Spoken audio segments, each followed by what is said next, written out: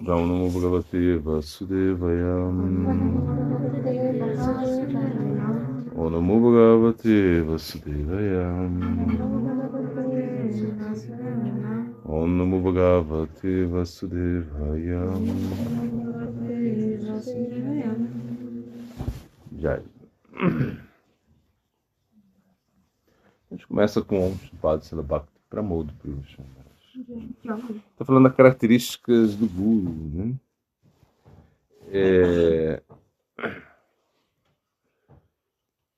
Ele é sóbrio, autossatisfeito e não anseia por nenhum objeto inapropriado. Na verdade, o Guru ele transborda de boas qualidades, né? Mas a principal é a afeição e generosidade. Então a gente entende que um Guru ele sempre vai ter muita afeição em relação aos seus discípulos, em relação não somente aos seus discípulos, porque um Guru ele não discrimina.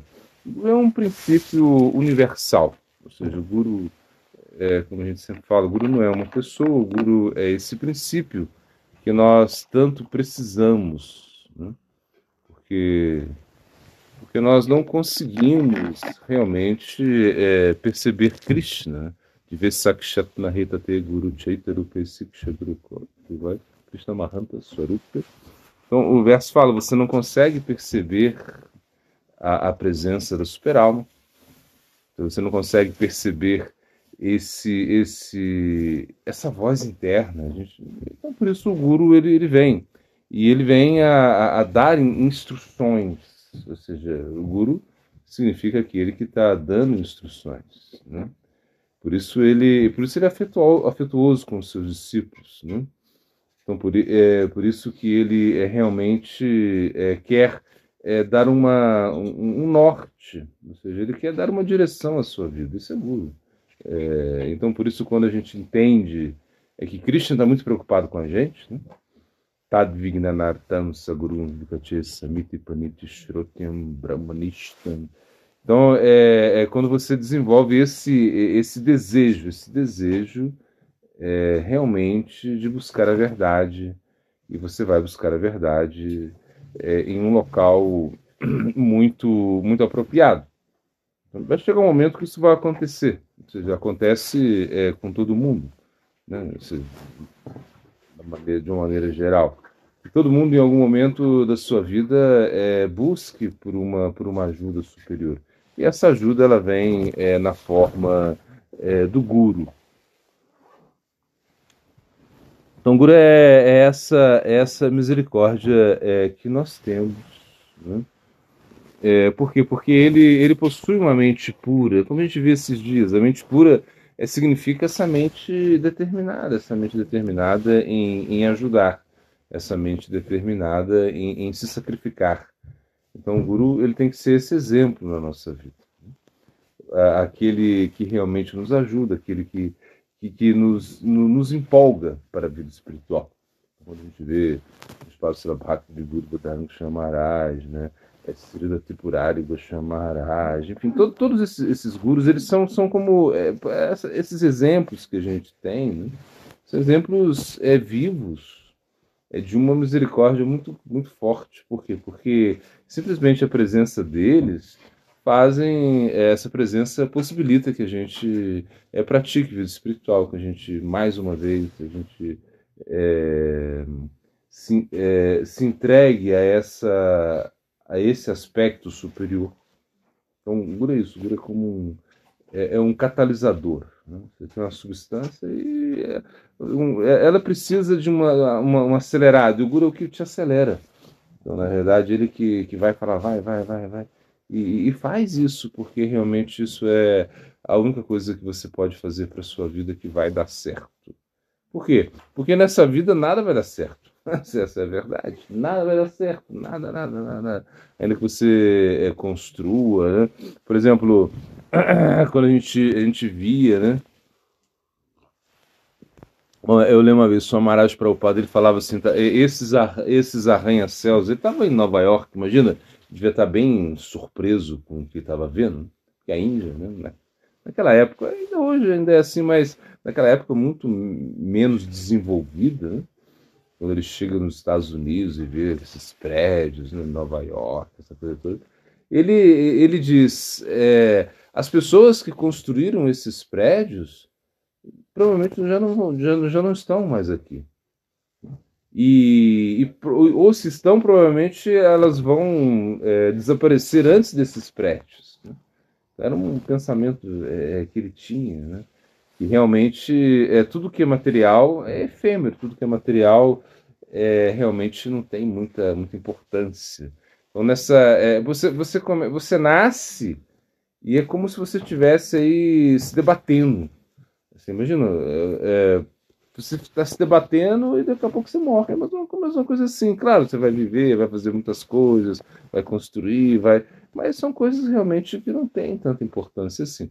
Ou seja, se nós entendemos esse aspecto da morte na nossa vida, que a morte, na realidade, significa uma vida. É morrer para viver. A gente fala isso, mas a gente não realiza isso. Ninguém quer morrer, essa é a verdade, né?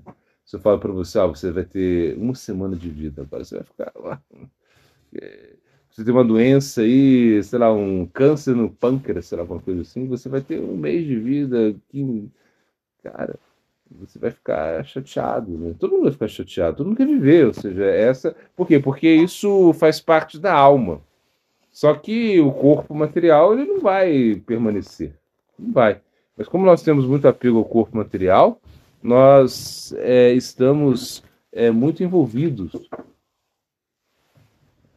no plano objetivo da vida. Você está aí como o tempo todo preocupado com o seu corpo, e o seu corpo ele acaba sendo o seu guru. Essa é a verdade. O corpo e a mente, eles atuam muito conectado conosco. Claro que a mente, imagina a mente te levando, né, de um lado para o outro, a mente macaqueando, como se diz. Ela está sempre pulando, né? E aceitando coisas até por influência, por imitação, como um macaco mesmo. Fica, sei lá, fica te imitando, né, uma coisa assim. A mente ela tá assim, a mente ela tá pegando assuntos materiais, ela está transformando isso e colocando isso como sua realidade. Então você viu alguma coisa lá fora e você agora precisa colocar isso na sua existência mesmo, senão você não vive. É uma coisa assim. A mente ela cria coisas, né? Manodharma. Manodharma significa essa função da mente, de criar coisas, criar necessidades. A mente está criando muitas necessidades. Depois que a mente criou uma necessidade, isso não tem como se tirar isso da mente. Se você colocou uma necessidade na sua mente, se você se complicou tanto aí com a mente, se você deixou a mente criar uma necessidade na sua vida, já era. Você vai ser dependente disso por muito tempo, né? Então a gente precisa realmente cortar essas dependências, né? E realmente fazer a mente a nossa amiga. E o guru está para isso. O guru é como aquele aspecto que vai dizer não para sua mente. É uma coisa assim. O guru como um princípio, que eu digo, né? Porque realmente o guru ele tem a onisciência dele, entretanto a onisciência dele é limitada, né? Você não pode. O guru não sabe o que vai dar na Mega Sena, não tem como. Você falar Guruji que vai dar na Mega Sena, vai pra gente fazer essa fazenda crescer, Guruji, uma coisa assim. Não tem como. O guru não vai te falar isso. O que eu sonhei ontem? O que eu sonhei no dia 27 de abril de 2023? Quero ver ele responder. Agora, Krishna responde. Você fala, do dia 27 de abril de 1923, você sonhou isso. A Mega Sena vai ser isso. Isso é Krishna, onisciência completa. E a onisciência é uma coisa chata para se finalizar, imagina. Se eu soubesse aqui, eu estou aqui com vocês, aí eu já sei tudo que vai acontecer na vida de vocês. Coisa chata, né? Eu já perde a graça. Porque aí eu vou conversar com você para tentar te ajudar, mas eu já sei o que vai acontecer com você. Então, não teria sentido. Então, o Guru é uma onisciência limitada, mas uma onisciência, quando a gente fala onisciência do Guru, é um aspecto imponderado que ele tem por Krishna para tentar te ajudar no plano absoluto. Isso que a gente tem que entender. O plano absoluto do Guru é realmente que você vai cantar o santo nome, que você vai acordar cedo, que você vai fazer serviço, que você vai estar lutando com os seus desejos, né? Ou seja, vai estar tolerando tudo isso. Essa é a influência do Guru na nossa vida. Por isso ele é muito misericordioso, porque ele existe, ou seja, é pela misericórdia de Krishna que nós temos o Guru. E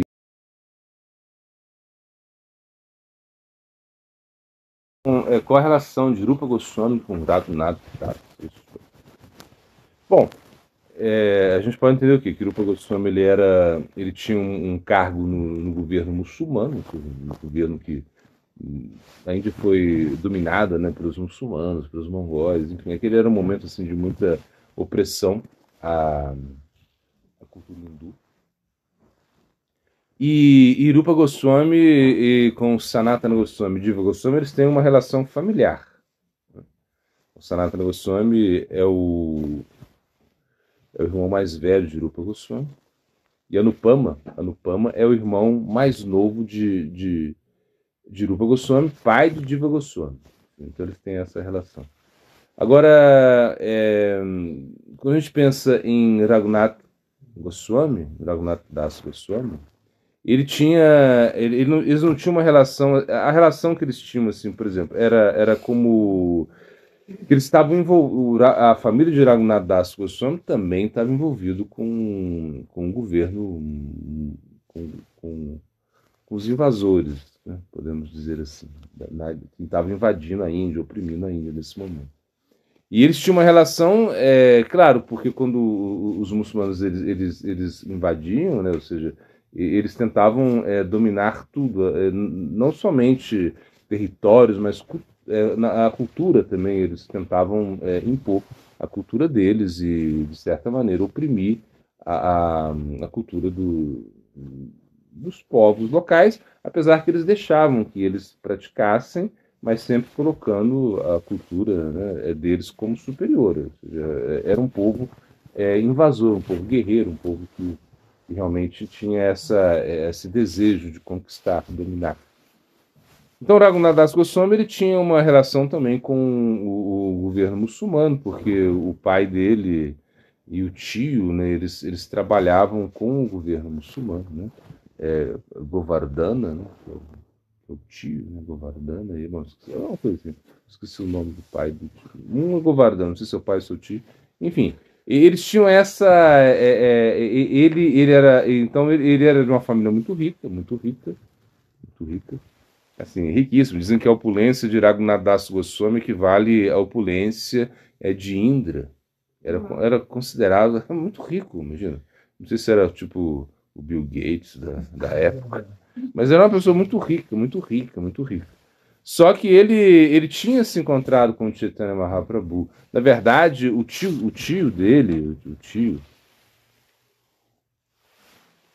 o Govardhana, ele tinha, ele teve uma associação com o Haridas Thakur, né, e quando o Raghunath Das Goswami ele era novinho, assim, ele também teve uma associação com o Raghunath Das, com Haridas Thakur, e eles ficavam cantando japa, circunambulando, né, o Bhajana Kutir de Haridas Thakur. Então, Haridas Thakur ele já tinha dado as bênçãos para Raghunath Das Goswami, em certo sentido. E depois, Raghunath Das Goswami ele veio a se encontrar com Chaitanya Mahaprabhu. A família estava muito, muito preocupada, porque via nele sintomas assim de renúncia, assim, daquela. Parece que o horóscopo dele, assim, bom, a carta, né, a carta natal, dizia que ele ia ser ou um grande santo, ou ia ser um grande administrador. Ele tinha como uma coisa assim. E ele estava muito, muito envolvido com a renúncia, na verdade, que ele já queria ir, né? Quando ele encontrou com Mahaprabhu pela primeira vez, ele já queria ficar com Chaitanya Mahaprabhu. E a gente vê a semelhança que Rupa Goswami também, os dois, né? Mas como eles tinham esse envolvimento com o governo, Mahaprabhu ele achou melhor frear esse ímpeto deles, né? Então, inclusive, ele dá essa solução, ó, permaneçam em casa, né? Meditem em Krishna, em algum momento Krishna vai dar misericórdia para vocês, desenvolvam uma mentalidade de uma mulher infiel, que ela trai o seu marido, mas ela faz tudo bem para que o marido não desconfie, mas ela só pensa no amante. Então foi o que Chaitanya Mahaprabhu aconselhou os dois, ou seja, era como um conselho assim muito especial, porque eles seguiram isso, permaneceram na casa, inclusive como o Raghunath como ele era mais novo, né, que no caso o Rupa Goswami, aí ele conseguiram um casamento para ele. Uma mulher linda, linda, linda, assim, que a beleza dela ela era como uma Apsara, assim, uma mulher linda, linda, tudo para amarrar Raghunath Goswami. Inclusive, quando Raghunath Goswami começou a querer fugir, aí a família botou 10 pessoas para vigiá-lo, 10, 10. Não sei quantos guarda-costas nesse número de 10, né?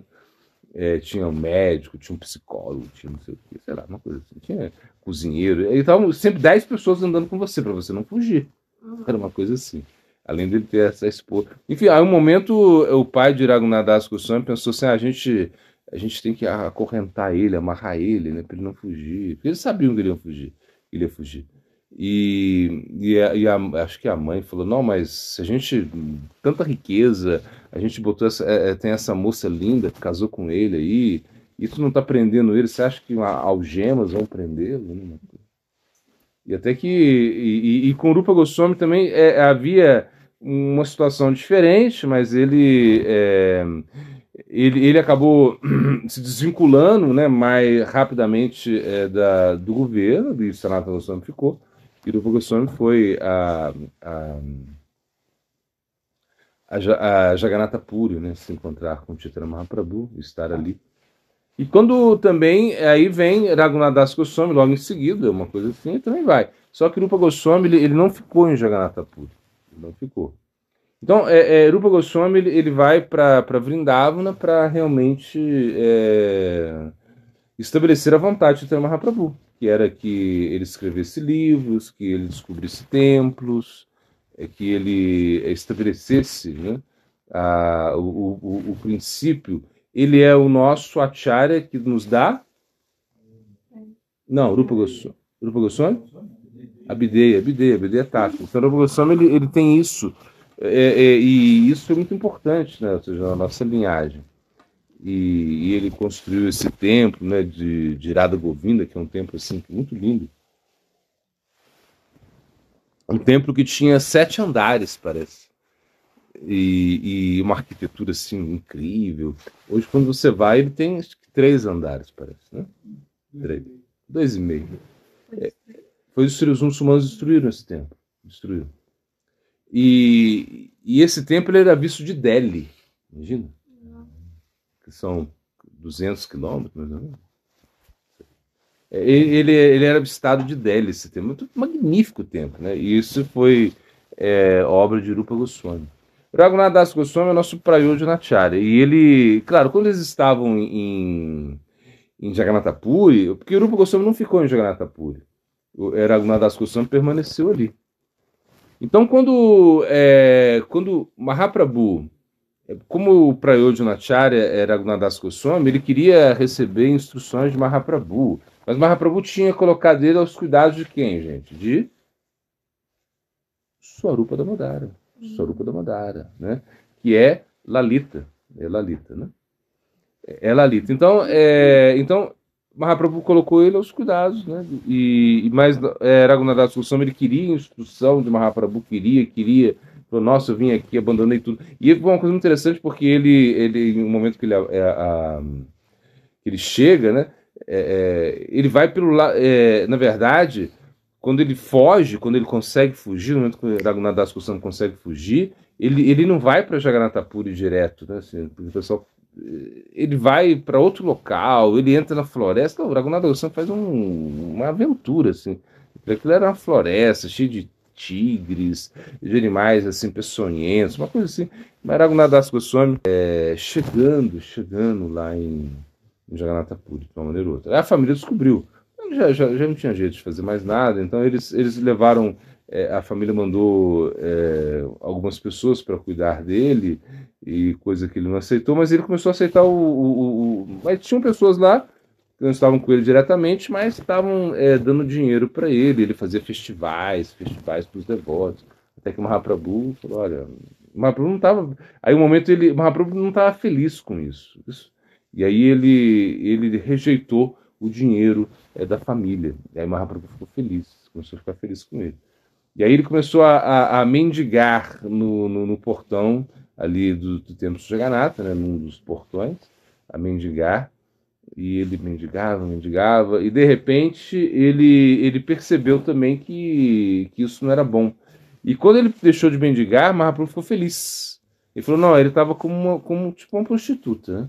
Que fica esperando as pessoas, né? Ah, esse vai me dar algo, esse não vai me dar. É como esperando os clientes, uma coisa assim que o Mahaprabhu comentou, né? E ele acabou só pegando lá arroz, ele pegava um arroz, né? E lavava o arroz e tirava porque era um arroz que nem a vaca comia direito. Então ele tirava ele só ficava com o germe do arroz praticamente. E aí ele botava um pouco de sal e comia isso. Aí quando o Mahaprabhu subiu, ele ficou muito feliz. O Mahaprabhu foi lá e um dia o Mahaprabhu chega lá e fala: ei, Raghunatha, o que você tem aí na mão aí? O que você tem para me dar? E ele tava com um pouquinho de arroz que ele tinha acabado de lavar. Aí ele tava, imagina, ele ia dar esse arroz pro Mahaprabhu, ele tava assim, aí o Mahaprabhu, me dá esse néctar que você tá escondendo aí. O que é isso? Aí vai lá, pum, toma dele, come arroz, o Mahaprabhu fica em êxtase, sabe, uma coisa assim. Mas até que o momento que o Mahaprabhu parte. Quando o Mahaprabhu parte, aí Raghunatha Goswami ele vai para Vrindavana, né, pensando em cometer suicídio. Não, o Mahaprabhu foi embora, agora eu vou me matar em Vrindavana. Essa era a ideia dele. Quando ele chega lá, que ele queria, sei lá, como ele ia se matar, bom, eu não sei muito bem, mas dizem que o suicídio Vaishnava em Vrindavana seria como amarrar uma pedra no pescoço e pular de uma parte da colina de Govardhana, uma coisa assim, não sei. E ele estava pensando assim, e quando vê, ele encontra Rupa Goswami, Sanatana Goswami, Rupa Goswami. E aí ele percebe o Chaitanya Mahaprabhu em Rupa Goswami, em Sanatana Goswami. E aí, nesse momento, ele entende que Rupa e Sanatana Goswami não são diferentes de Chaitanya Mahaprabhu. E aí, aí ele tem essa relação com eles, assim, uma relação sei lá, de Siksha, depois, uma coisa assim. E ele, mais de inspiração mesmo, né? Porque ele via na figura de Rupa Goswami a Chaitanya Mahaprabhu. E quando o Raghunatha Goswami ele vai para o Radhakunda, ele fica no Radhakunda, né? Imagina, dizem que ele era tão absorto, né, no canto do Santo Nome, que às vezes tinha um tigre do lado dele, ele nem viu o tigre, uma coisa assim. Até que Rupa Sanatana, acho que foi Sanatana, falou: ó, tem que construir uma cabana para você, porque você está dando serviço a Krishna. Krishna fica muito preocupado com você. Aí convencer ele de construir uma cabana. Muito a renúncia de Raghunatha Goswami e a renúncia de Rupa Goswami em Vrindavan foram coisas assim extraordinárias. Eles eram muito renunciados. Não dormiam, não comiam praticamente. Estavam sempre absortos em bhajana. Então a relação é essa, assim, a relação é mais no sentido que, como eles não tiveram muito contato em Jagannatha Puri, eles tiveram mais contato em Vrindavan, né? Aí tem essa relação que que Raghunatha Goswami.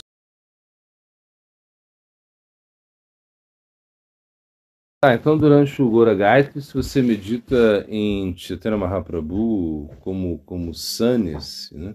Se você medita nele como Sannyas, é certo ou errado, né? Você está perguntando, né? Então, na realidade, meditar em Mahaprabhu sempre é bom, e o Gora Gayatri é para você meditar em Mahaprabhu mesmo, né? Mas Assim, eu acho que não é errado você meditar em Mahaprabhu como sannyas. Eu acho que não é errado, no Guru Gayatri. Você tem que meditar em Mahaprabhu, essa é a instrução. Eu nunca li nada assim, falasse assim, ah, não, meditar em Mahaprabhu como sannyas, isso é errado. Agora, claro, esse sentimento, se você é mais racika, se você tem esse sentimento assim, no coração mais molinho, né? O racika tem um coração mais molinho. Ele não vai conseguir meditar em Mahaprabhu como os sannyas. Por quê? Porque isso é uma coisa que dói muito pra gente, dói demais. Pensar nas sannyas de Mahaprabhu. Pensar que ele deixou o Navadvipa. É como um sentimento completamente oposto à nossa devoção. Assim, a nossa devoção é racíca, que eu tô falando. E, claro, quando você pensa em Mahaprabhu, quando ele faz esses passatempos dele como sannyas, que são incríveis esses passatempos, né? Mahaprabhu, ele vai, imagina, liberar Prakashananda Sarasvati, ele vai liberar Sarvabhauma Bhattacharya, ele vai liberar os budistas, né? Imagina, tem um passatempo com Mahaprabhu com os budistas, né? Ele começa a pregar para os budistas, inclusive é como o guru dos budistas está lá e Mahaprabhu vai e derrota ele filosoficamente, mas eles ficam assim meio bravos com Mahaprabhu, então eles acabam colocando, mandando para Mahaprabhu uma comida, né? Uma comida, prepararam uma comida, só que misturaram carne na comida e mandaram para Mahaprabhu, imagina. E aí quando a comida chega, um prato, assim, um prato de metal, e chegou a comida, o Mahaprabhu olha, aí um pássaro grande, né? Claro, é Garuda, né? Um pássaro grande, mas não é uma representação de Garuda. Um pássaro grande foi lá, pega esse prato, né? Joga a comida fora, vai com esse prato, que era uma bandeja, uma coisa assim, e joga na cabeça desse líder budista. Então o cara vai lá e morre, assim, fica assim, como meio morto, assim, morto. Aí os discípulos, né, dele, assim, chegaram e ficaram muito tristes, começaram a chorar e foram atrás de Mahaprabhu. Falaram, mas por favor, né, ressuscita ele, uma coisa assim. E Mahaprabhu falou assim, não, é só vocês chegarem lá e cantar Hare Krishna, que ele vai ressuscitar. Então eles foram lá, começaram a cantar, né, Hare Krishna, e ele ressuscitou. Imagina todos esses passatempos incríveis, né, que você tem com Mahaprabhu. Então, você meditar nesses passatempos durante o Gora Gayatri, acho que pode também, né? Mas, de repente, seria mais apropriado, eu acho, meditar em Mahaprabhu. O que eu acho que é mais apropriado é meditar em Mahaprabhu no Srivasanga. Essa é a meditação mais apropriada. Onde Mahaprabhu, você colocar Mahaprabhu quando ele senta na Sinhasana, né, que é como o trono dele ali, né, no Srivasanga. Então, eu acho que essa é a meditação mais apropriada no Gora Gayatri. Né? Porque isso representa, de certa maneira, o ponto central, né, da nossa prática, ou seja, o Srivasanga, por quê? Porque ali estão o Panchatattva todo está ali está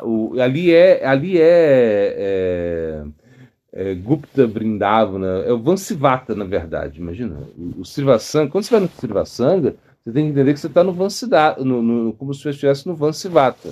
O Vansivata, o que é o Vansivata, gente? Um lugar onde Krishna toca flauta para chamar as gopis. É o local onde Krishna toca flauta para chamar as gopis. É no momento que eles vão fazer a dança da raça. Entende? Então, quando você está no Srivasanga, é a mesma coisa. Então, a gente vai por esse lado, eu acho. Assim, essa é a meditação, assim, que na minha concepção, a mais apropriada. Assim, porque é a meditação que mais representa o que Mahaprabhu quer nos entregar. Porque ele está nos entregando o Krishna Lila. Ele tá nos entregando Madhura Rasa, Shakarasa. Mahaprabhu está entregando isso pra gente. Assim, Os dois aspectos é que nós buscamos tanto, né, com tanta avidez, assim, uma coisa assim. Então, se você medita em Mahaprabhu no Srivasanga, é o melhor. Então, por exemplo, por exemplo, você está ali, mesmo quando você vai meditar em Nityananda, você medita em Nityananda perto de Mahaprabhu, é uma coisa assim, né? Ou seja, é no Srivasanga que eu acho que é essa meditação, em Gadadra, Pandita, também, entende? Então, quando você está cantando esses gaitris, você tem que entrar nessa meditação, né? Então, o Gora Gaitra é isso, você tentar visualizar Mahaprabhu lá, né, sentado no seu Sirasana, na sua Sirasana, no trono, no seu trono, uma coisa assim. E você também pode meditar nas outras figuras do Panchatattva. Então tá lá, tá. Então, então na sua mente você coloca Mahaprabhu sentado ali, né? E você pode aí também, para te ajudar na meditação, se for o caso, né? Você colocar Nityananda, né? Gadadra, Adwaita. Ou seja, eu acho que é por aí, porque isso vai te dar muita força na meditação. Porque, por exemplo, quando você canta o Gayatri, se você canta o Gayatri, você tem que meditar em algo. Você não pode chegar e cantar o Gayatri assim como. Claro, talvez no início seja difícil, claro, a gente entende isso. Porque quando a gente está falando isso assim, então tá. Aí depois, Maharaj, eu não consigo meditar em Mahaprabhu, ai, o que eu faço? Desisto do Gayatri? Não, continua, porque se você medita no Gayatri, nas palavras do Gayatri, isso já é muito importante. Se você escuta esse som. E aí, mentalmente, isso já tem muito poder. Agora, só que você precisa colocar sua mente. Ou seja, a mente é uma coisa que você precisa colocar ao seu favor. Então, com certeza, quando você medita no Gora Gayatri, no da Gayatri, você precisa estar meditando neles, assim. Quando você medita, quando você faz a meditação no Brahma Gayatri, tem que ter Radha ali, ou seja, Radha tem que estar ali. No Gopal Mantra é Radha abraçando Krishna. Você tem que tentar assim, fazer essa meditação. Ou seja, por quê? Porque e quando você canta o Mahamantra Hare Krishna, também você tem que botar ali, né, nessa meditação que a gente sempre fala, né? Radha Krishna, Shakti junto. É uma tentativa, claro. Você pode ser que você não consiga fazer isso de uma forma muito proeminente, ou sei lá, a mente vai para um lado para o outro. É normal isso.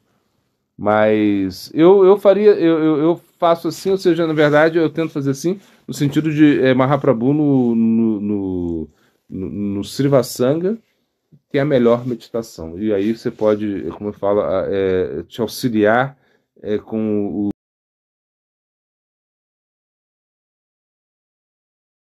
Tá, então, falando um pouquinho de Sambandha Videya Prayojana, né?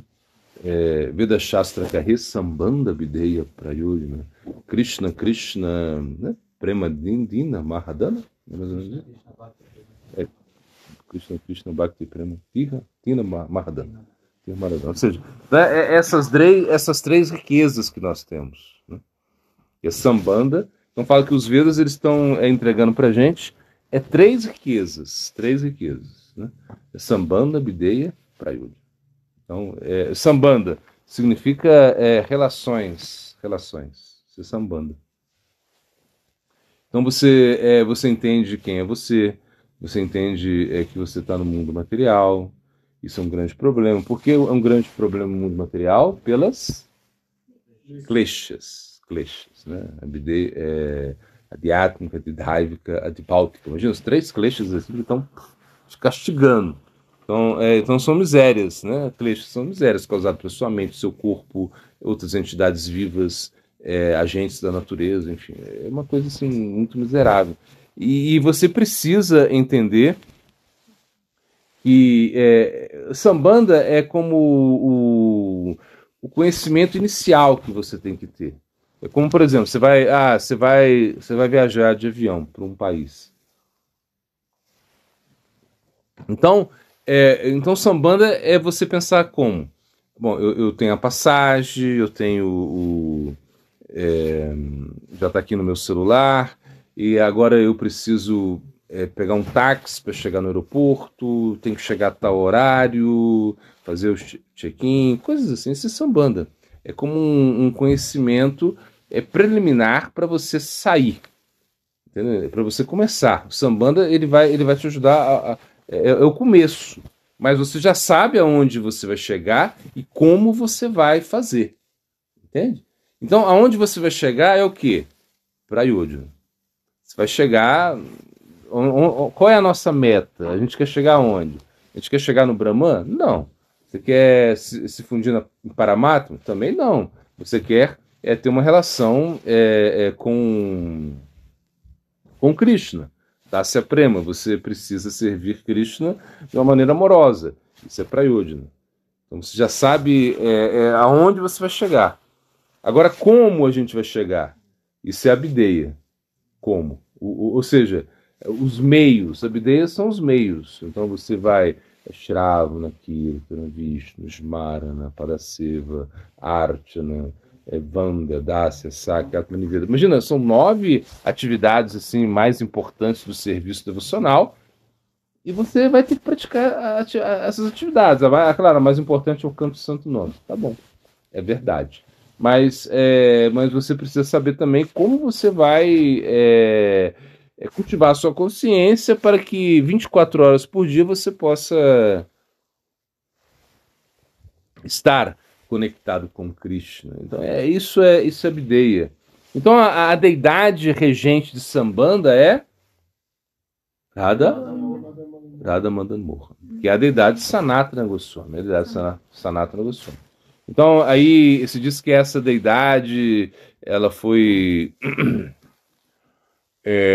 primeiro, né, parece que adorada por Adwaita Acharya, né, essa história que a primeira foi adorada por Adwaita Acharya, e depois teve um Brahmana que adorava essa deidade, até que um momento esse Brahmana ele sonha, né, com Sanatana Goswami, essa história é famosa, e Sanatana Goswami sonha com essa deidade, enfim, o Brahmana quer entregar a deidade a Sanatana Goswami não quer, porque ele é muito renunciado, enfim, mas depois ele acaba aceitando ser o adorador dessa deidade, apesar que teve algumas dificuldades, que a deidade começou a exigir coisas para ele, né?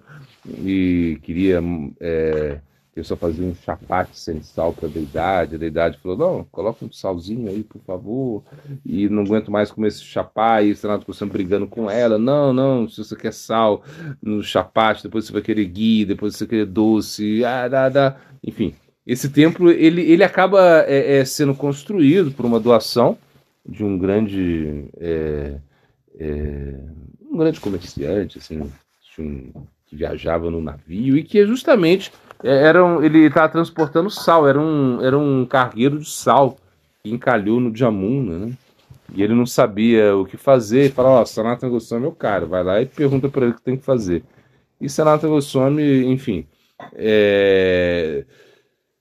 deu as bênçãos, né? E para que ele e o barco acabou sendo desencalhado e ele falou, olha, eu vou te dar uma doação para você construir um templo, e foi construir esse belíssimo templo na montanha. E você vê Sanatana Goswami assim, se retirando, né? Ele, de certa maneira, ele tinha uma vida, era uma vida retirada que ele tinha para praticar bhajana. Então essa é a deidade de Sambanda. Então Sambanda representa como se você colocasse Krishna, a parte de baixo de Krishna, ou seja, da cintura, sei lá, da cintura para baixo. Isso é Sambanda. É uma coisa assim. Então, quando a gente entende que a gente precisa ter uma base para a vida espiritual, isso é Sambanda. Então, por isso que se fala, né, em Radharaman, as 3 deidades estão aí juntos, né? A Radha Govinda foi uma deidade que foi adorada por... Quem que adorou a Radha Govinda? O adorador de Radha Govinda lá foi? Não. É Radha Govinda. É a deidade de Rupa Goswami, mas ela foi adorada por Madhupati, né? Madhupati. Até quando você vai no templo de Radha Govinda, né? Você vê, tem um samadhi de Madhupati, ele que adorou a deidade, ele que ficou, né, como muito, né, empenhado nessa adoração.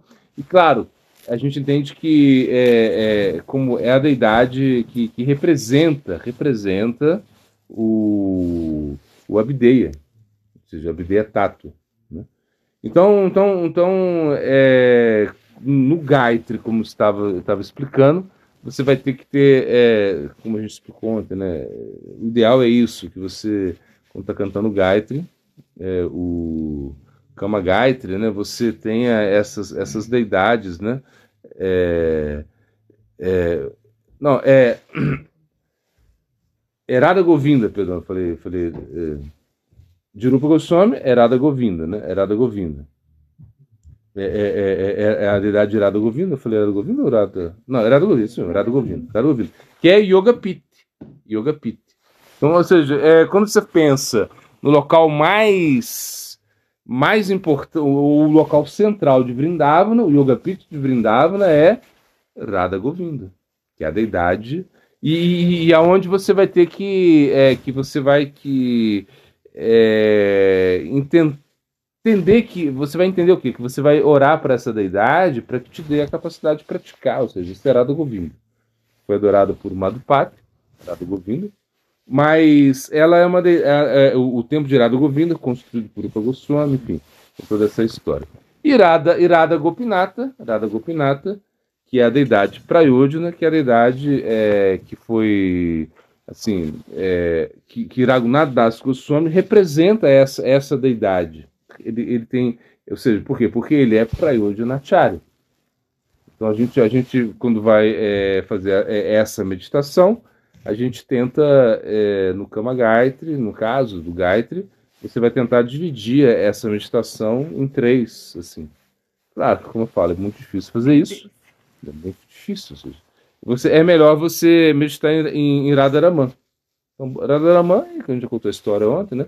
É mais fácil. Você medita em Radharaman, é como se estivesse meditando assim. Essa é uma instrução, né, dos acharyas. Agora, claro, é uma coisa também. Esse de certa maneira, é um detalhe que cada guru instrui o seu discípulo nessa meditação da maneira que ele acha mais conveniente.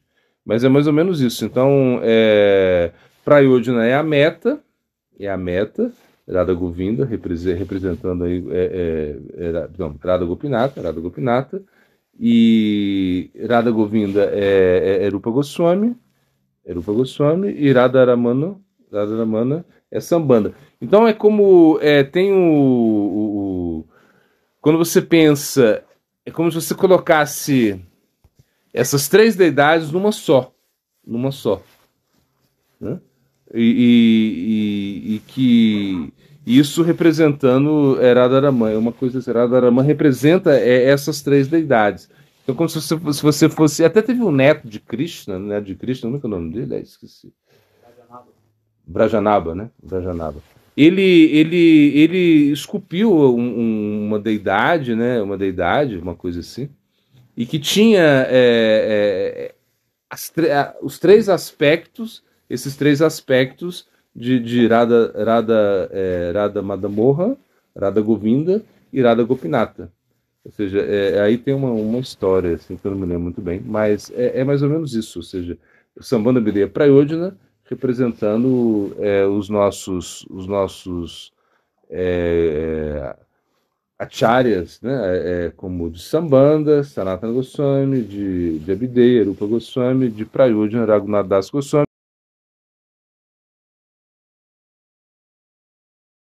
Bhishma é uma figura assim, muito importante do Mahabharata, né?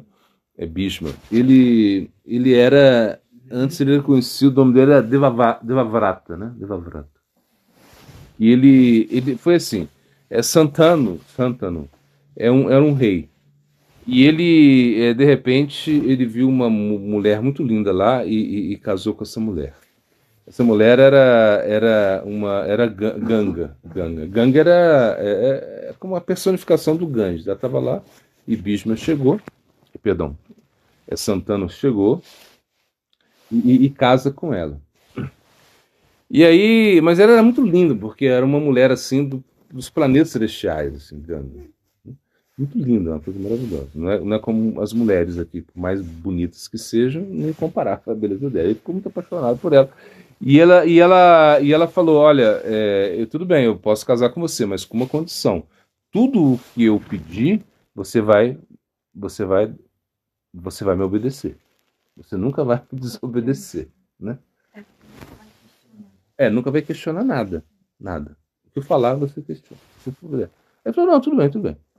Aí só que ela começou a ter filhos, assim, a ter filhos. E quando aí ela tem filho. Quando ela tem filho, ela ia lá, pegava o filho dela e botava no rio, no Ganges. Assim, afogava o filho do Nilo. Ela foi fazendo isso, né, com vários filhos, né? Até que chegou um momento lá, quando foi a vez desse filho, que era o Devavrata, né? Quando ela foi colocar, ela falou, não, peraí, por que você está fazendo isso? Ela falou, tá vendo? Vou embora. Ela falou, eu vou embora, porque esse foi o trato dela, eu vou embora. Então, olha, ó, toma esse filhinho aqui. Perdão, ó, tá vendo aqui o seu filhinho aqui? Eu vou levar ele para os planetas celestiais, né? E a gente vai dar uma educação lá, educação superior, né? Os planetas celestiais, depois eu trago ele para você. Uma coisa assim. Então o bicho ficou lá, cresceu entre os semideuses, assim, imagina. E quando ele volta como um jovem, sei lá, não sei quantos anos tinha, mas ele é um jovem, assim, muito belo, uma coisa assim. E Ganga voltou e falou, olha, aí tá o seu filho, agora você pode ficar com ele, mas você já nem esquece de mim que eu vou embora. Ela foi embora. Então, quando ele tá ali, o rei, né, o rei se apegou a ele, assim, imagina, o rei estava lá, imagina, o rei não tinha filho. De repente, esse filho aparece de volta. Parece um sonho, né? E ele era muito forte, sabia todos os astros, sabia tudo, os conhecimentos. Ele foi treinado pelos celestiais. E quando ele volta, ele fica, ele fica lá com o pai dele, Santana. E o pai dele, claro, o pai dele tá lá. De repente, o pai dele ele encontra Satyavati. Ele viu Satyavati. Satyavati era filha de um tipo, um rei pescador, uma coisa assim. Era um cara assim muito, era um pescador. E ele tinha sua filha era muito linda, muito maravilhosa, e tinha um cheiro assim muito incrível, assim. Quando você chegava perto dela assim, tinha um cheiro incrível. Por que ela tinha esse cheiro muito lindo, gente? Que essa dele. De Parashara, perdão, de Parashara. Porque como ela mexia com peixe, assim, ela pai, mesmo pescador, assim, sempre tinha contato com peixe, ela tinha um cheiro meio estranho, cheiro de peixe. Mas quando Parashara Muni ficou com ela, e ela era virgem, a gente contou essa história esses dias dele, ela era virgem, Parashara Muni, pelo desejo de Krishna mesmo, né? Isso não foi uma coisa que ele ficou em Maia, né? Foi o desejo de Krishna que ele ficasse com ela, então ele queria ficar com ela era jovenzinha, e ele criou, ela ficou, não, mas o pessoal vai ver, aí eu falei, criou uma névoa, assim, não é isso. E aí ele falou assim, não, mas eu sou virgem, não tem problema, você vai ficar intacto, não tem nenhum problema. E aí nasceu Vyasadeva daí, né? Vyasadeva, né? São histórias assim que a gente tem que entender o que está por trás da história, né? E o que acontece? Porque Vyasadeva foi tão importante para a gente entendeu isso, a gente entende isso. Escreveu todos os livros, os Shastras, Mahabharata, enfim, os Vedas, os Puranas. E quando Bhisma ele acaba, ou seja, perdão, quando Santanu encontra essa moça, ele ficou uau, uau. Então ele chegou pro pai dela e falou assim, eu queria casar com a sua filha. Ele era o rei. Eu quero casar com a sua filha. Aí o rei falou assim, não, mas não vai dar não. Não vai dar não. Como não? O rei, o rei. Não vai dar, porque você tem. Não vai dar, porque você tem um filho aí, né? E esse filho ele vai ser o rei, né? Ele já vai para ser o rei. Então o filho dela não vai ser rei. E aí não tem jeito, eu sinto muito, não dá. Aí o rei, o Santana ficou muito triste, imagina, porque esse desejo de estar com ela, né? A luxúria, né? Essa cama que deu, e tinha essa frustração. Aí quando Devavrata viu o pai dele, né, ficou triste, ele falou, pai, por que você está triste? Ele falou assim, não é nada não, filho, nada não. Aí ele falou, não. Aí ele perguntou, né? os assessores do rei, aí fala para ele, não, é que é o seguinte, o rei, ele quis casar com Satyavati, uma moça lá, e o pai dela não deixou. O quê? Não deixou? Aí foi lá. O Devabrata falou, imagina, um jovem, né, filho de um rei, essa paixão, então chegou e falou assim, ei, por que você não deixou a sua filha casar com meu pai? Como é isso, né? Aí o rei, o pescador, né, o pai dela, né? Ele falou assim, não, é porque realmente vai casar com a minha filha, mas depois os filhos dela não vão poder ser rei, porque você vai ser o rei. Aí Bisma falou assim, olha, eu faço um voto aqui, Batunata. Faço um voto, eu juro que eu vou abdicar o meu reino, né? Em nome dos filhos, né, que vão vir dela. Eu não vou ser rei, eu faço esse voto. Aí o pessoal esperto, ele é muito esperto, falou assim, ah, não, mas tudo bem, mas depois aí o seu filho vai querer ser rei. E aí ela não. Aí, aí ele ficou assim, falou assim, então tá, então eu faço um voto de ser celibatário pro resto da minha vida. Aí sim, aí foi quando ele foi conhecido de Bhishma. Bhishma é o nome dele. Bhishma significa aquele que faz um voto muito difícil de cumprir. Imagina, porque ele era um príncipe jovem, cheio de paixão, e fez um voto de ser celibatário. Né? Imagina, então foi uma coisa assim muito. E Bhishma, ele foi. E a partir daí, quando os filhos, porque Kuntidevi, né, ela teve era mãe dos Pandavas, né?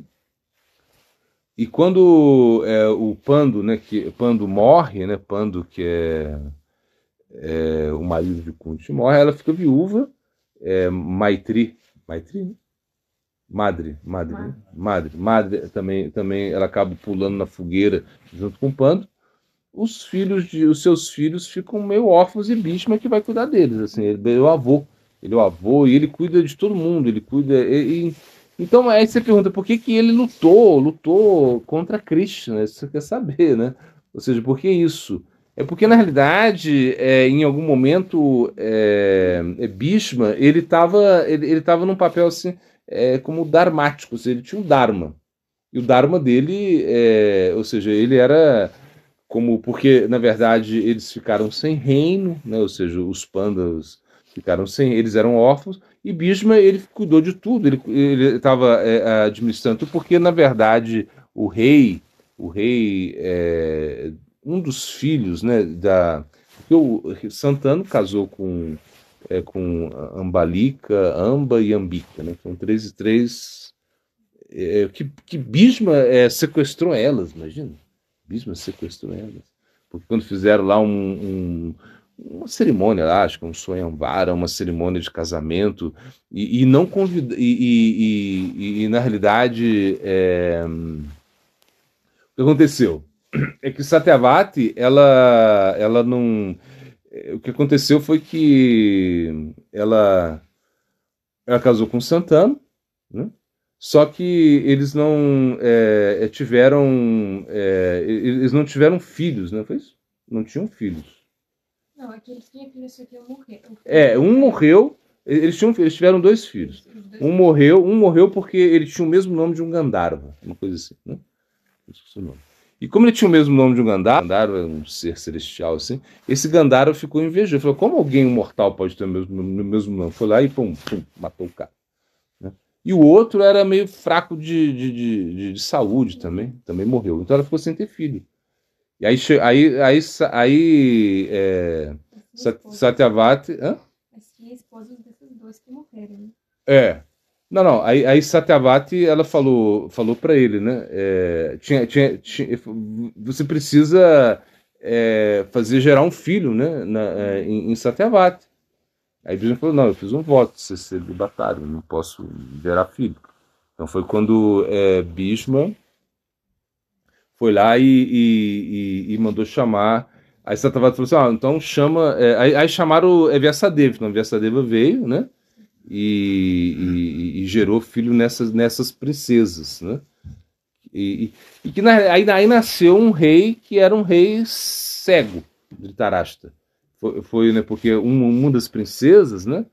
uma das princesas, porque Versadeva chegou assim, tão, um aspecto tão estranho, assim, imagina, como se fosse um mendigo da rua, uma coisa assim. E ela fechou o olho, assim, que ela não queria ver, né? Ah, não quero nem ver, não quero nem ver, uma coisa assim. E no momento do ato sexual, ela fechou o olho, aí Versadeva falou, olha, vai tudo bem, vai nascer um filho, ele vai ser muito forte, mas só que ele é cego, vai ser cego. E ele nasceu cego. Então, aí como ele nasceu cego, e Dhritarashtra, ele tinha, e o outro filho, que era Pando, né? Pando nasceu, uma ela ficou com muito medo de Vyasadeva, ficou com medo e falou, ó, ele gerei um filho nela, só que ele vai nascer, como ela tinha muito medo de mim, ele vai ser muito branco, e não vai ter uma duração de vida muito longa, assim, ele vai ter problema aí. E o outro filho foi quando elas já não aceitaram, já não queriam mais, né, ter problema com. E aí quando botaram a criada, né, no lugar delas, né, falaram, vai lá. E essa criada satisfez muito Vyasadeva, né? Ela aceitou ele muito bem, assim, e ela falou, ó, ele falou, me enganaram, botaram a criada aí, mas vai nascer uma pessoa, você vai ter um filho, ele vai ser muito inteligente, vai ser um sado, mas só que ele não podia ser rei, porque ele era filho de uma criada. Então ficou um passe. Então, quando Pando morreu, Dhritarashtra sumiu. Ele era cego, então Bhishma teve que governar. Então, quando Bhishma teve que governar, ele acabou ficando do lado dos Kurus, entende? Não teve como, mesmo sabendo ou seja, ele tinha essa concepção que Krishna, inclusive isso foi uma maneira assim, por exemplo, porque Bhishma ele era muito poderoso, poderoso, né? E Krishna tinha feito um voto de não pegar armas na batalha, né? Na batalha, ele não ia pegar em armas, ele só ia conduzir a carruagem de Arjuna. E aí chega um momento que Bhishma, e Duryodhana sempre estava lá, né, provocando o Bhishma. Ele falou assim, olha, você não está lutando bem, você está fazendo corpo mole, você não quer matar Arjuna, você não quer matar ninguém, você não faz nada. E Bhishma falou, amanhã eu vou destruir todo mundo. Uma coisa assim. E Bhishma começou a atacar todo mundo, assim, de uma forma assim que o pessoal pensou que os pandas eles pensaram que iam perder a guerra, porque Bhishma estava até que Krishna, quando vê que realmente não ia dar certo, Krishna ele sai ele baixa, ele pega uma roda, né, uma roda assim, para atacar em Bhishma. E Bhishma assim fica super feliz, entende? Hã? Ele se entrega. Ele se entrega, fala, vem Krishna, né? Vem Krishna. E aí a Arjuna começa a lutar. Então, assim, de uma maneira mais forte, porque na realidade se diz que Bhishma era como uma coisa assim absurda, assim, de poderoso, né? Confirmado. Ele era absurdamente poderoso. Mas ele tinha que lutar do lado de Duryodhana, não tinha jeito, porque esse era o Dharma. Mas ele tinha assim como um afeto por Krishna, assim, absurdo, entende? Então por isso, é uma questão assim, tudo lila na verdade, né? É como se fosse um teatro.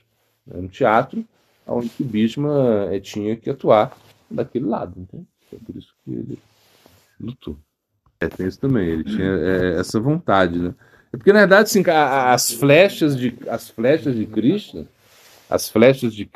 ou seja, quando Arjuna jogava as flechas, tudo que vinha ali de Krishna, Bhisma tinha uma relação assim como, sei lá, meio até de madura com Krishna, né?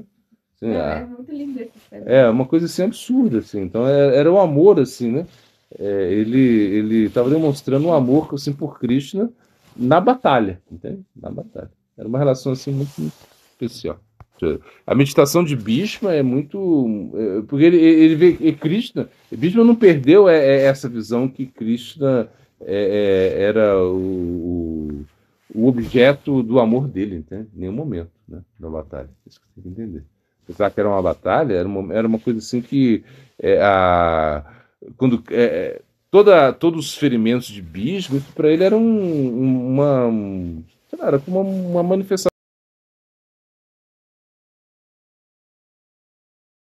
Bom, como a gente pode acelerar o processo de Anartha Nivriti, né? Bom, você sabe, né, que você vai eliminar os anartas através do canto do santo nome. Nama Sankirta vai ter Sarva Narta Nashna. Você vai tirar os anartas por cantar o santo nome. Essa é a principal atividade, né? Então você vai ter que cantar o santo nome muito. Agora, como você vai acelerar isso? Não é verdade? Isso aqui é anabolizante na coisa. É verdade. Então, você entra na academia, você vai lá malhar e vai demorar, sei lá, não sei quantos anos aí para você ficar mais forte. Mas se você toma lá o anabolizante, né? Eu me lembro na época era o Deca, né? Deca Durabulin, famoso, não sei. Então até a gente brincava. Sem Deca, seu corpo neca. Não vai, não vai. E o pessoal tomava isso, enfim. Eu nunca tomei, né? Misericórdia, nunca tomei essa vez. Mas é uma maneira assim. Mas, por exemplo, se você vê. Por exemplo, você está aqui. E de repente você vê o rastro, né, de uma onça, você sabe que tem onça, né? Tipo assim, né? Então, por exemplo, se uma onça passa e deixa o rastro, é porque tem onça, ou seja, não é que um jacu fez esse rastro, não é verdade? Então, onde a onça passou, ficou o rastro. Então, como nesse exemplo que eu estou dando. Por exemplo, se sem deca, seu corpo neca. Ou seja, se você tomou anabolizante. E para as pessoas que tomam anabolizante, não estou fazendo propaganda para ninguém tomar anabolizante, não, gente. Eu sou contra isso. Eu sempre, quando eu trabalhava, quando eu era professor de academia, eu era contra. Eu lembro as pessoas chegavam e começavam a. Eu convenci várias pessoas de deixarem de tomar o anabolizante. E porque eu sabia, porque as pessoas iam lá, queria tomar, eu falei, cara, peraí, você vai participar de algum filme, né? Algum filme, né? Não. Então, o pessoal toma anabolizante para participar de filme, para ganhar dinheiro. Você vai botar em risco a sua saúde para isso? E eles ficavam, não, mas eu sabia, né? Que eles queriam ficar fortes, assim, mais fortes para as meninas. É uma coisa assim, tinha muito adolescente que queria tomar anabolizante. E eu dizia, eu falava, é besteira. E isso eu convencia eles do outro lado. Falei, olha, realmente tudo que você ganha com anabolizante, você prejudicando o seu corpo, a sua saúde, ainda mais sem um acompanhamento médico. Então, olha, o risco não vale a pena. Essas pessoas que tomam anabolizante, que precisam disso, é diferente. Você pode ganhar de uma forma mais paulatinamente. Eu tentava convencer eles assim e deu certo. Assim, a maioria. E eu falava, ó, isso é por causa das meninas, não é, joga um papo lá, fala, né, uma coisa, sei lá, é muito mais fácil isso. A mulher, elas não vão ficar atraídas pelo seu corpo, não é isso que a mulher quer, tentar convencer as pessoas, chegar a convencer mesmo. E muitos deixaram, claro. E o que eu tô falando? É que se a pessoa toma anabolizante, ela vai ficar mais forte, não tem jeito. Não é verdade? Não tem como. Você, por exemplo, por isso que todo mundo toma anabolizante. Todo mundo toma, seja, os atletas, né? Esses caras tomam mesmo, não tem jeito, porque eles sabem que funciona. Então você está perguntando como anabolizar aí, dar um anabolizante para o Anartha Nivriti, né? Isso aqui é uma coisa aí, né? Meio. Não quer uma coisa assim, né? Porque tá aí. Qual é o anabolizante do Anartha Nivriti? Ou seja, como você vai fazer que os seus anartas diminuam aí rapidamente, assim, mais rápido, é uma coisa assim, né?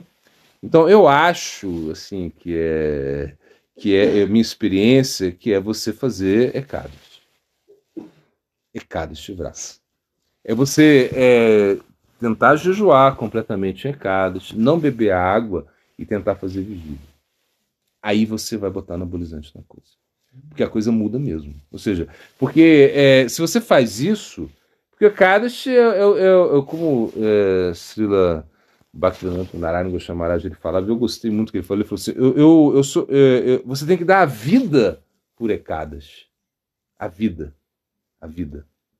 E se você não tem. E vamos para a Srila Bhakti para amor por Goswami Maharaj. Imagina, com 100 anos ele fazia jejum seco. Não tomava nem água. 100 anos. Eu lembro com Gurudeva, um espaço Bhakti de Buda Bodhana Chamaraj, ele fala, sei lá, com 95 anos de idade, o Gurudeva jejuando, assim, né? E fala, mas você não precisa. Até o Shastra diz, né? De 8 a 80. Você tem, depois de 80, não precisa mais jejuar desse jeito, né? Uma coisa assim. Mas ele jejuava. Ele falou assim, não, ele fala, mas se eu não jejuo, como eu vou dar o exemplo, né? Assim, era Gurudeva, né? Nas suas, nos seus passatempos. Mas o Ekadashi é uma maneira de você colocar anabolizante na coisa aí. É você realmente. No Ekadashi, por exemplo, se você canta muito o santo nome no Ekadashi, né? Porque também não adianta você ficar jejuando, deitado na cama lá, pensando que, sonhando com um pãozinho de queijo voando, com um chocolate correndo em cima de um cavalo. Você está assim, você tá cantando japa e de repente você dorme assim, é um chocolate em cima de um cavalo, você fala, caramba, e é o pãozinho de queijo voando para lá assim. Você, não é isso. É você no Ekadashi, você tem que cantar. Tem que cantar mesmo, ou seja, você tem que cantar. Ah, como eu vou cantar? Cantando. Mas se eu durmo, canta andando. Andando, difícil a pessoa dormir. Eu já vi, gente. Eu acho que eu mesmo já dormi andando. Mas é mais difícil, na verdade. É mais difícil você dormir andando. Andando, geralmente, a gente não dorme. Não dorme. Então você anda. E aí você vai treinando, né? Vai treinando. Por exemplo, você não precisa fazer, amanhã eu vou fazer vigília, fazer tudo. Não. Aí eu sou o motorista do ônibus, posso fazer vigília? Pelo amor de Deus, não pode, né? Tipo assim, eu vou dirigir o carro amanhã. Não pode, então o seu serviço não. Mas se você aí pode fazer a vigília, tenta. Né? Mas não é fácil também, não. É a coisa mais difícil que tem, é fazer vigília. Porque você, imagina, é uma luta, mas se você vai fazendo isso, é uma maneira de você colocar anabolizante na coisa aí. Entende?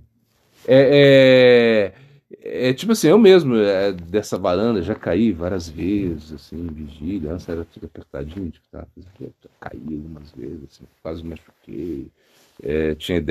Uma vez eu tive a ideia de ir no caldeirão, fazendo vigília, né? Pra lá, lavar a cara e voltar pra não dormir, porque eu dava um sono tremendo. Eu ia. Nossa, que péssima ideia, péssima ideia. Cheguei aqui cansadíssimo. Então, até que você acaba confiando assim mais em Krishna e é falar, eu vou tentar. É isso que eu tô falando. É que você tem 2 vezes ao mês, você tem um jeito de botar anabolizante na coisa aí. E é o Ekadashi. Pelo menos jejua. Se você não tem problema de saúde. Quem tem problema de saúde não pode jejuar, né? É um karma que a pessoa tem, não tem como. Então você jejua e você não bebe água e tenta fazer a vigília aos poucos, né? De repente vai fazendo. Porque no Kali Yuga a gente sabe que a tentativa ela já funciona muito, só de você tentar. Então isso é uma coisa que vai ter muito mérito. Outra coisa também que eu aconselho é você cantar japa perto de Tulasi. Bota Tulasi aí e canta japa. Porque Tulasi também é uma maneira de potencializar o processo.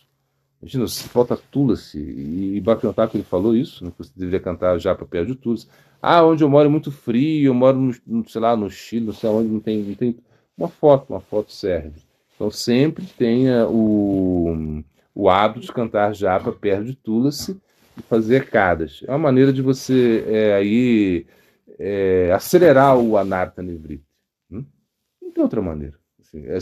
Claro, o processo ele é longo, por mais que você. Igual o exemplo que eu dei do anabolizante, você pensa assim, você toma anabolizante sei lá, o cara vai tomar anabolizante, né?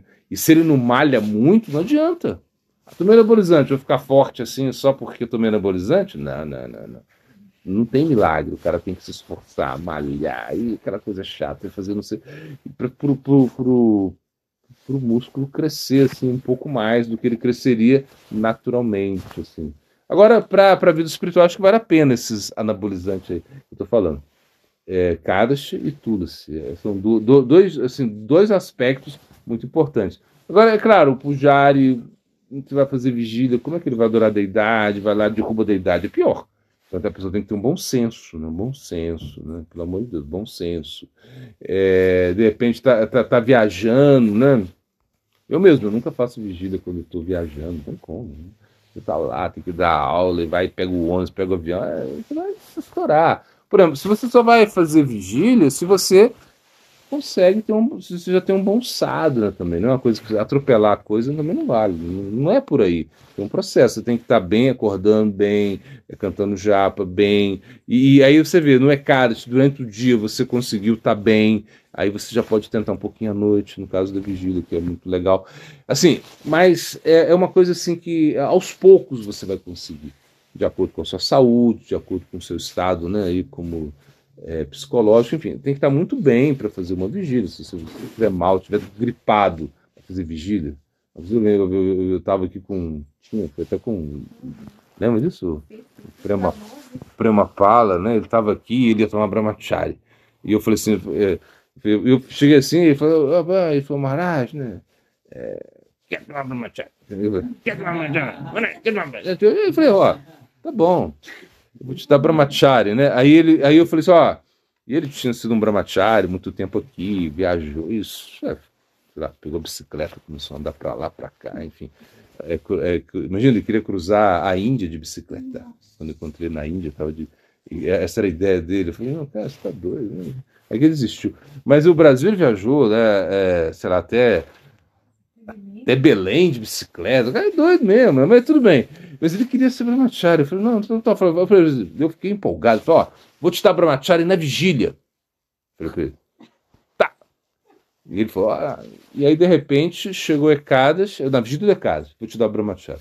Chegou Ekadashi, eu tava com 39 graus. 39, 39 eu falei, caramba. Eu falei, o que eu faço agora? O que eu faço? E eu falei, se eu fizer essa vigília, vamos estourar. Eu falei, vamos estourar. Mas como eu prometi, aí eu fiz. E me estourei. Assim, fiquei doente, assim, não sei o quê. Enfim. É uma coisa assim que você tem que estar bem para fazer a coisa mesmo. Se não estiver bem, nem tenta, porque não vai conseguir. Mas pelo menos o Ekadashi, você vai, assim, por exemplo, Ekadashi não é para você comer batata gouranga no Ekadashi. É batata gouranga com queijo. Não é. Ekadashi não é para isso, gente. Ekadashi você não consegue comer, assim, se você não consegue fazer a vigília, o jejum, perdão, você come uma fruta, come um copo de leite, pela sua incapacidade, na verdade. O seu corpo não permite, uma coisa assim. Ou a sua mente não permite, sei lá, você tem uma mente muito doida. Então você tem que comer alguma coisinha, come, mas continua cantando, e, sei lá, e come uma fruta, toma um leite. Ou o máximo você vai cozinhar uma batata aí na água, assim, sem nada, sei lá, uma coisa assim, um salzinho, acabou. Você não vai morrer, não vai morrer. Porque você um dia não comeu arroz, feijão, ou não comeu muito bem, não vai morrer. Então, esse é o nosso conselho, que você realmente, se quiser acelerar o processo de Anartha Nivriti, vai cantar japa perto de Tulasi, e isso você pode fazer todo dia, claro. Quanto mais o santo nome você cantar, é melhor. Mas em Ekadashi, que esse dia especial, porque quando você... Eu não leio mais, mas esses passatempos de Ekadashi, que são... Você vai ler os benefícios que tem ali, nossa, uma coisa assim... Incrível. Claro, assim, para eliminar assim, todas as suas atividades pecaminosas, assim, tudo, coisas que realmente podem modificar a sua vida. Então, o Ekadashi, eu boto muita fé no Ekadashi.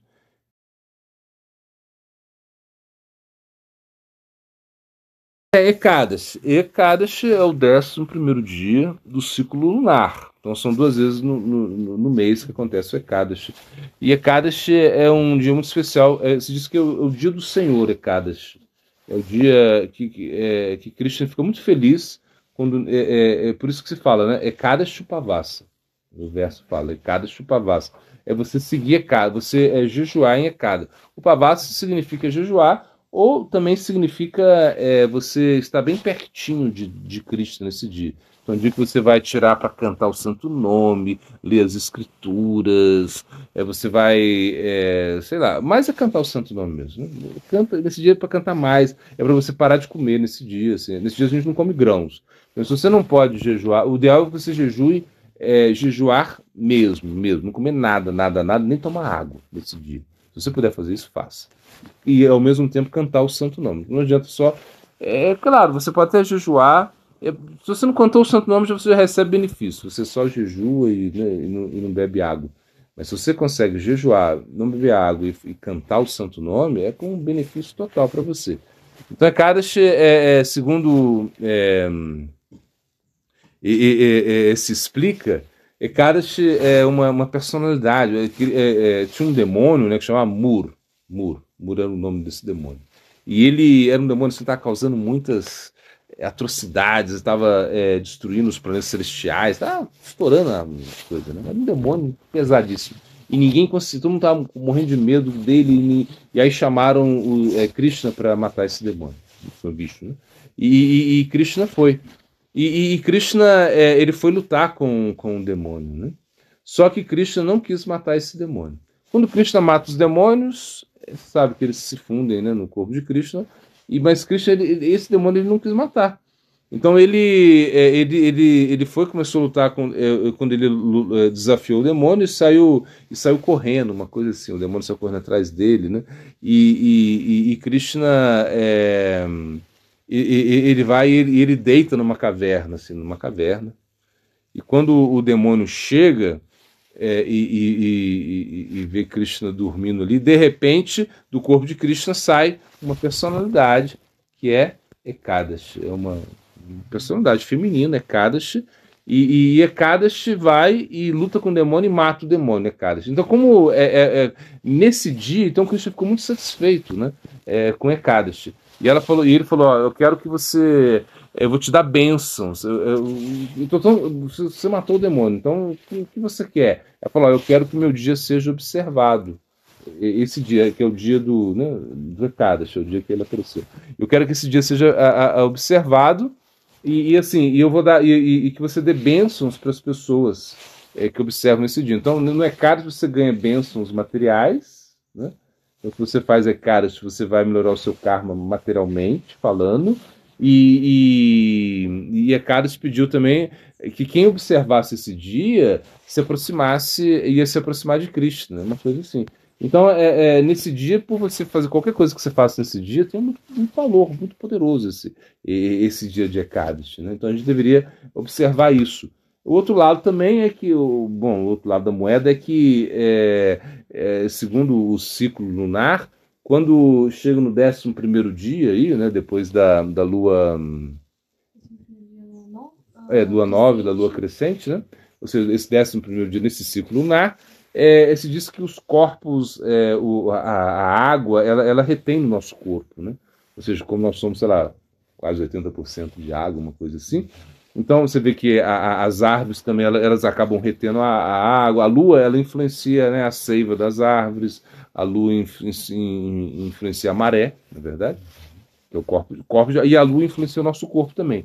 Então, nesses dias, nesses 11º dia desse ciclo lunar, você vai estar com a água, você vai reter mais líquidos, né, nesse sentido. E se você, então se recomenda, e se diz que é um momento assim de muita luxúria também eles explicam assim. Tem várias explicações. E aí, como você fica com mais luxúria, então nesses dias, no dia do Ekadashi, se você jejua, isso te ajuda a controlar os sentidos.